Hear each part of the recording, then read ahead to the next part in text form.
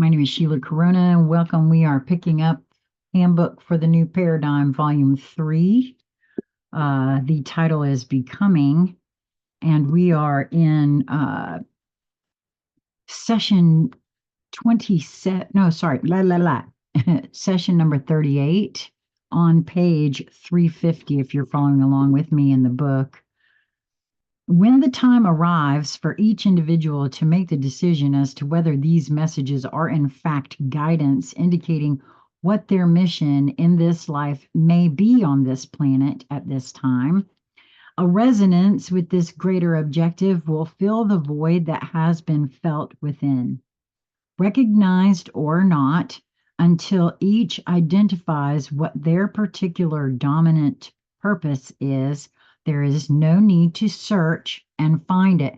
This is kind of what I mean by moving towards what one feels drawn to. I think we come in here with an idea of what it is, but through the hazing and programming that happens as we learn how to operate the physical vessel and obtain our freedom from the parental units, there's, all this other programming and trauma that is installed basically in many ways of thinking of it. And each one set specifically to guide with separate, different kinds of experiences. So recognized or not, until each identifies what their particular dominant purpose is, there is a need to search and find it. This leads to physical changes in location, career changes, and frequent visitations to various churches, as well as other community and athletic endeavors.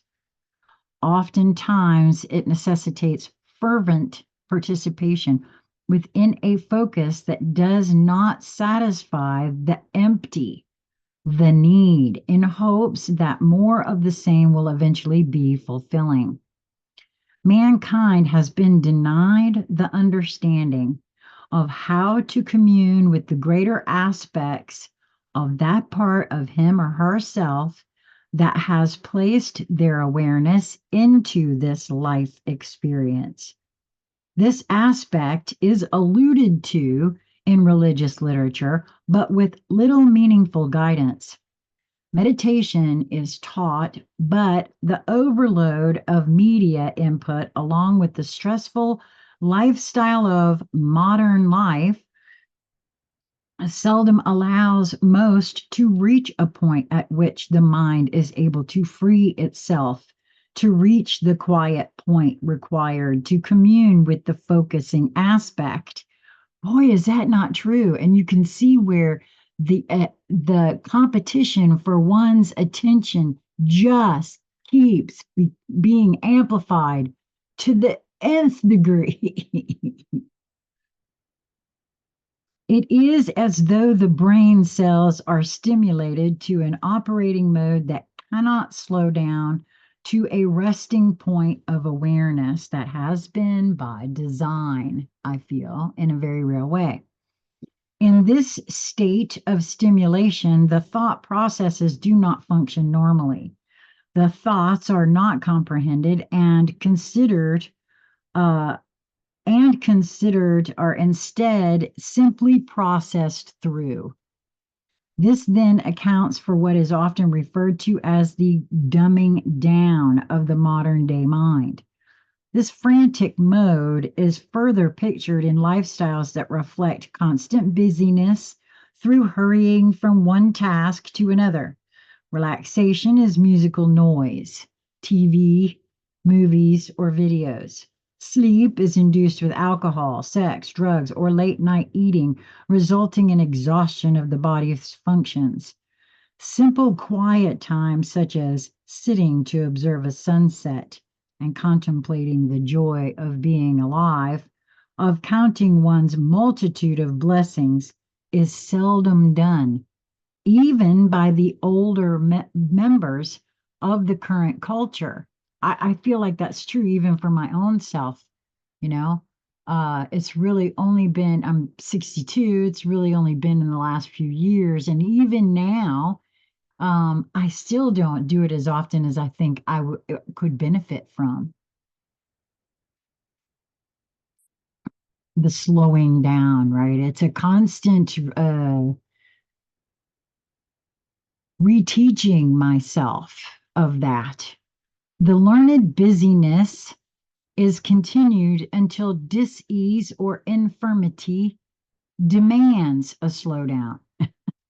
The point to be made here is that those who choose to participate in this focus of intention to create a new paradigm of experience must realign their priorities.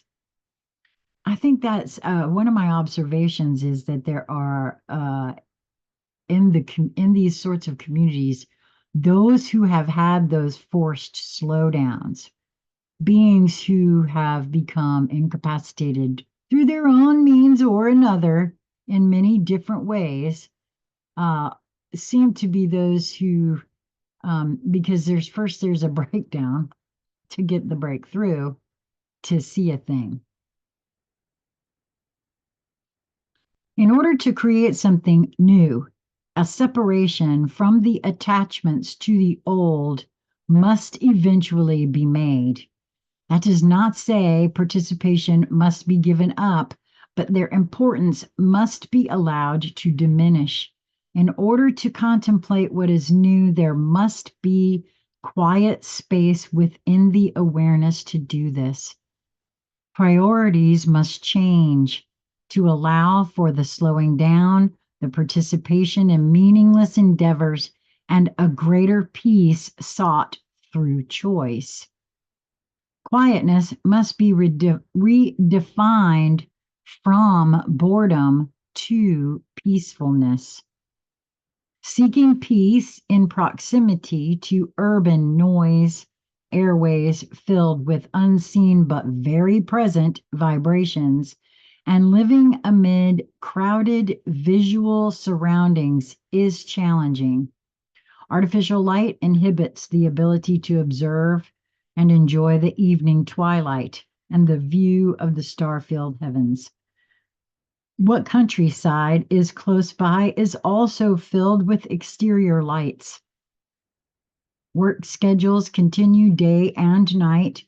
The planet itself has extensive areas of constant activity that further exhausts the wholeness of the global entirety.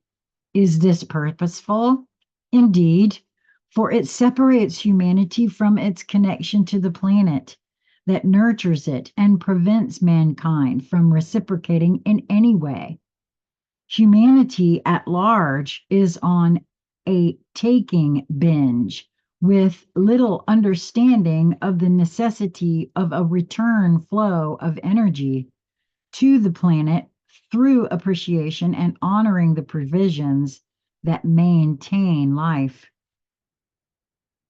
How often do those who accept this change of focus come into balance and harmony with the global whole in order to enhance and magnify their presence into a focus that will augment the necessary transition?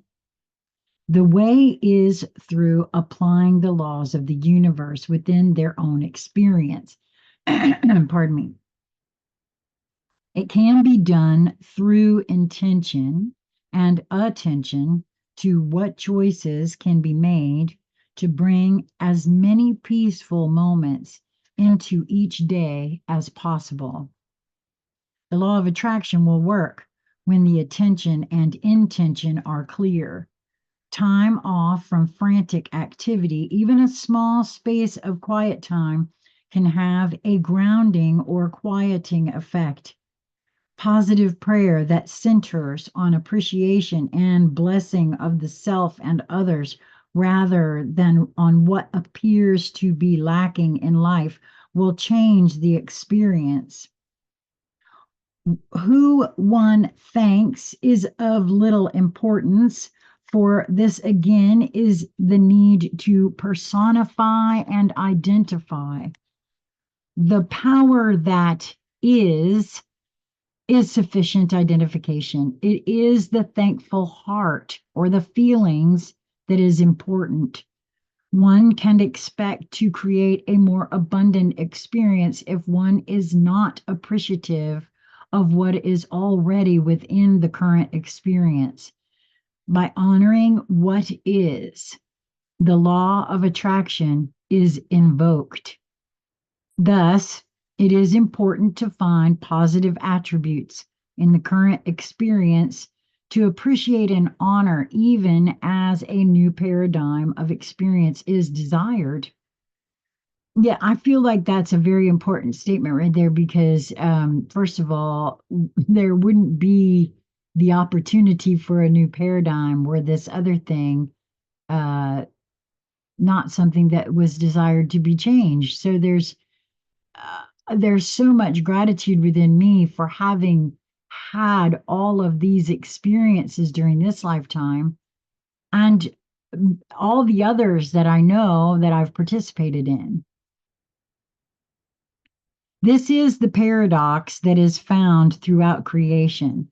In order to have what is new, it is necessary to honor aspects of what is present as a stepping stone on which to stand before creating a new stepping stone to continue the process.